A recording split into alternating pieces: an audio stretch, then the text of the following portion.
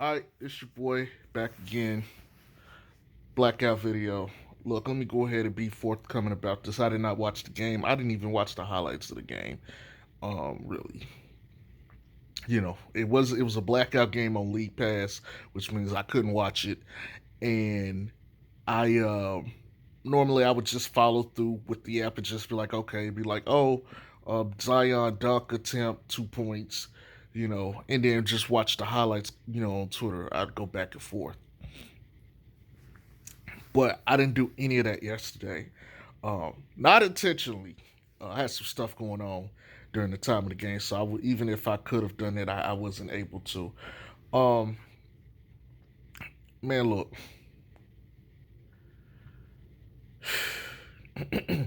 Lonzo played like complete garbage, and I get it. The first half, he only took 3 shots, which was abnormal for him, as he normally would recently. He didn't take his normal shot attempts either, which I think played a role in his lack of scoring. But he took a whole lot more shots in the second half, and he just couldn't hit anything. It's I don't know what it is, man. It seemed like recently Lonzo in the second half, like in the first half, he's good. The second half, he just don't have it, and I'm not sure what that is. But goddamn, Lonzo has been garbage the last 2 games. Like it has been like unbearably bad. He'll start off good, but goddamn, it's not there. Uh, I will say this before I did this video. I went and looked at ESPN because they had highlights of the Ball brothers playing, and I got to say something. Lamelo's presence on the court sticks out at you. It literally does. There was one play I saw where he had 3 defenders on him, and he was in the post, and he got the pass to the open guy. And they took the jumper. I feel like LaMelo has so much more freedom on the court to do what he wants to do than Lonzo. And granted, I think LaMelo. The thing about LaMelo is just kind of like a wild animal. He's he just does it, whatever it is, and he wins because of it. Right? We all see it. We all know it. Lonzo, like I've always said, Lonzo is like the brainchild. He's like, he'll sit back and he'll control the wolves and the hounds, but he'll never put himself out there in Front Street to be like that dude. That's just not in him. Even in high school, he wasn't too flashy. He was very stoic. He was just like you just think he was disengaged and disinterested in a lot of the stuff. Like even when they play, he'd make a shot, he'd turn around, he wouldn't be fist pumping, he'd just be like, okay, whatever. That's just how he's always been. Like he's a robot. And I think that's part of the difference between Melo and Zoe. Melo just seemingly wants it and he desires it. Lonzo is just kind of, I don't want to say he's along for the ride, but Lonzo simply is just playing the game, um, you know, to play the game. And I think that's ultimately what's going to separate those two. I don't think Lonzo is, I'm not saying I don't think Lonzo wants to be good or he doesn't want to be great. But what I'm saying is Lonzo does not have that, okay, I'm better than everybody else on that court. Let me do it. Lonzo is just like, okay, I'm the point guard. I'm going to do my job. He doesn't have that, okay, I'm going to go be the absolute greatest player in the world. I don't think that's him. I think he's perfectly comfortable. Bit. Let me find what if the role of me is to be the point guard. I'm going to be the point guard. But if I get to a team and the coach says I'm the superstar, then I'm a superstar. You see what I'm saying? I think he's complicit to, or he submits to the standard, and he doesn't like buck the standard. LaMelo is more like, look, I don't give a shit. We finna win this game. Give me the goddamn ball. Everybody get where you're supposed to be at. That's where they are, and I think that might be who they are permanently as far as their careers goes. So Lonzo isn't going to be, the guy. He's okay. He's only going to be the guy if someone tells him he has to be the guy, you know. But even with that being said, Lonzo sucked last night. Uh, again, at halftime he was 2 or 3 of shooting, and the rest of the game he couldn't hit shit. You know, he finished the game with like 5 points and a couple assists, rebounds. Meanwhile, LaMelo was very active. His motor was much higher. His intensity was there, and even though he only had 12 points and I think like 10, 11 rebounds and 9 assists, I ain't gonna get into the whole coach, icing him out. I ain't gonna do that. Um, you could see, you could go look at the highlights and see LaMelo's imprint. LaMelo would do certain things. He would get out and run in transition. It honestly looked like he had control of the team, and the team submitted to his control. Meanwhile, Lonzo is like a cog in the system, and you could literally reach out and tell it, and you're like, damn it, if Lonzo just could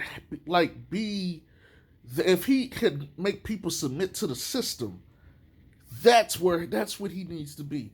But again, Lonzo has personality wise never been that. Only time he's been that like that way is probably at UCLA, and even then he was like he still isn't what like LaMelo ever was in that vein. I remember him making a shot and he walks down court with his hand over his lips like shh, right? you know, I remember some of his cockiness and his arrogance in the game, but it was never like Melo. Melo go out there and Melo is like, look, if your name is LeBron James, hi LeBron James, meet the person here to replace you as the greatest player on the planet. And so, I mean, that's the personality difference you cannot change or make up in a person. I think that's going to be the difference between them. Because truthfully be told, I really don't think Melo is better than Lonzo. If I'm being honest, people say he's better. I'm like, better how?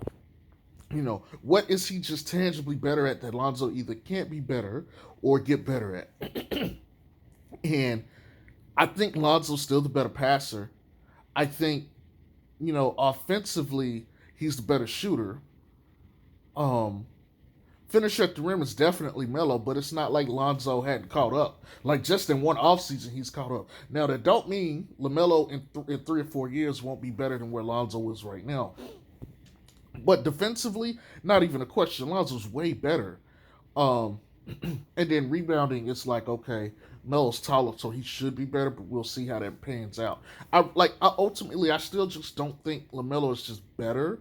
If anything, I think they're equals, with maybe Lonzo having a tiny bit advantage, but that's at worst. But I really don't. I just don't see it like as LaMelo being just a better player. I just don't see it that way. And you might be like, "Oh, well, you stay in Lonzo." Okay, let's say I do. I I don't think it's because I quote unquote stay in Lonzo. It's I just look at the game and I think Lonzo has everything in him to be. I don't think any of the Ball family members will be the best player on the planet. But Lonzo looks like one of those guys who's like, if Lonzo is in the game, winning is always on the table. Winning will always be something there. Like it doesn't matter who's on the other team. It's like you gotta watch for Lonzo.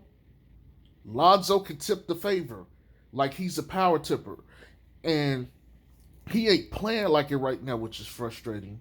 But that's how I've always viewed Lonzo. LaMelo is just kind of like he reminds me of Russell Westbrook, just a lot smarter and more in control. I ain't saying in the way he plays, but like mindset.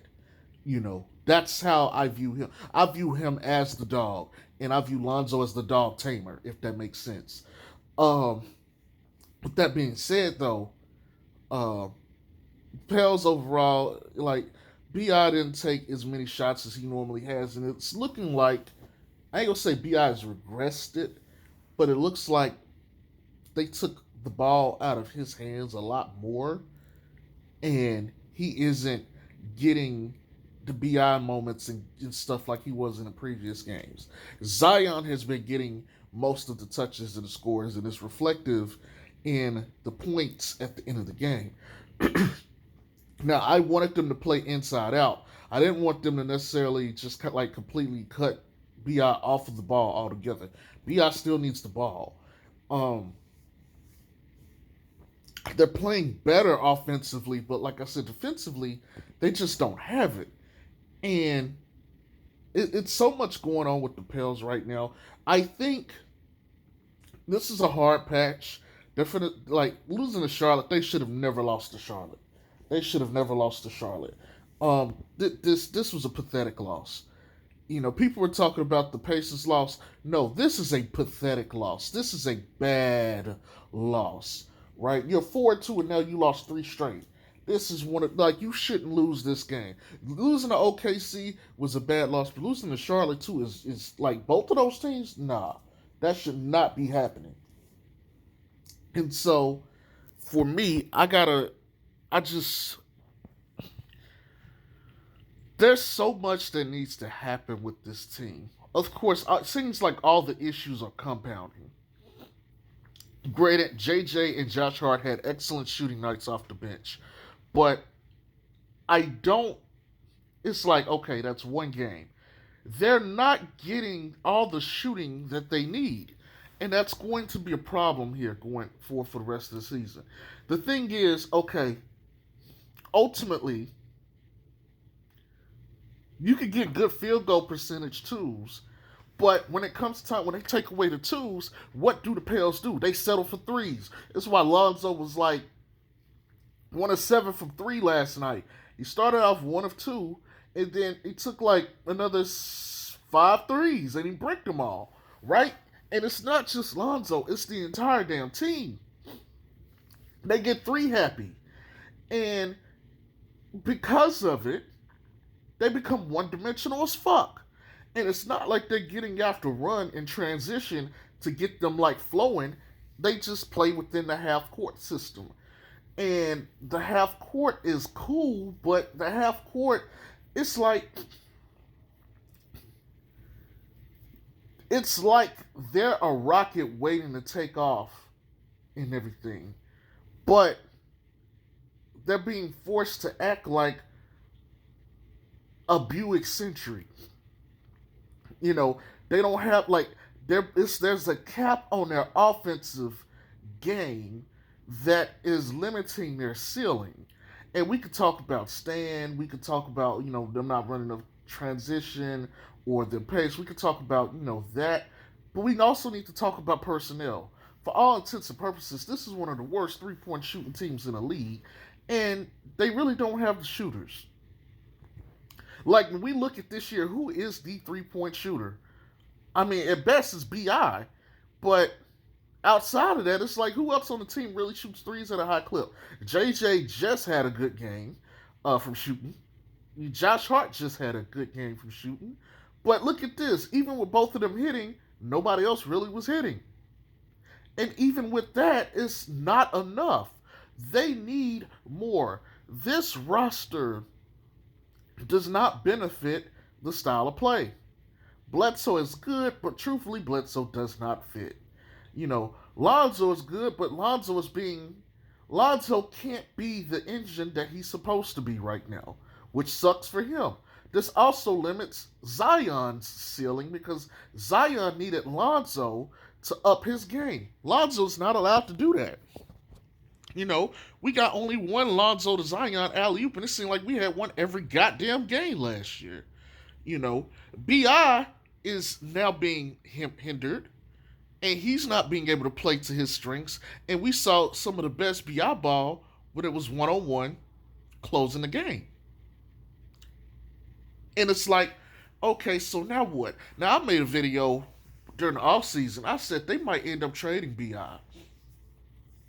And I know a lot of people don't want to hear that because B.I. is a monster, but I put it like this. If you could go get rid of B.I. to get a better fit, would you do it? If it meant that the team would go from, hear me out, if the team is 4-5 now, but I told you they could trade B.I. to get another all-star player, I'm not going to say what a player I think would be, but if they could get another all-star level player and the team would win 75% of their games and be in the playoffs every year and compete for a chip, would you do it? Would you be so sentimentally stuck to BI that you would say, no, he's BI? If I told you they could go get another star player and Lonzo and Zion could carry them into the postseason, they win 75% of their games, would you be against that? That's my question. And, you know, they added the trade thing for BI for a reason. You know, ultimately, I don't think they want to trade him because he's BI, but at the same time, it's like, what if that would be the key to getting all the pieces you need in the player so that y'all can play the way y'all need to play and win? You know, I am not sure that that's the answer. I'm not sure the Pels are willing to do that either. You know, are they going to trade Zion? You know, to get the better part of better pieces? I don't know. Would they trade Lonzo? Does Lonzo have that trade value to get that stuff? The answer is probably no. But even with all that being said, they got to do something. You can't just look at this team and say this shit works. The bench finally came through, but now you start like there's we need to get to the point where it's all clicking. And like I said, 15 to 20 games. Okay, that's game 9, so we still got like 6 to 11 games to get to that point. Lonzo's starting to come around. Look, I'm not worried. I think Lonzo will be just fine. You know, I'm not gonna overreact too much to this last game or even the last 2 games. Even though he has played bad, gotta call him out for it. But there has to be a point where this team takes off. And we need to get to that point where it's like JJ is hitting, Josh Hart's hitting, Lonzo's hitting, BI's hitting, Zion is getting a double double. You know, Steven Adams is basically getting a double double. You know, Nickeil Alexander Walker is giving you really good minutes. Jackson Hayes is consistently giving you good minutes. You know, we need to get to that point. If this team is never going to do that, then it's like, what are we doing? You got to make a move. You got to make a change somewhere. So that's my take.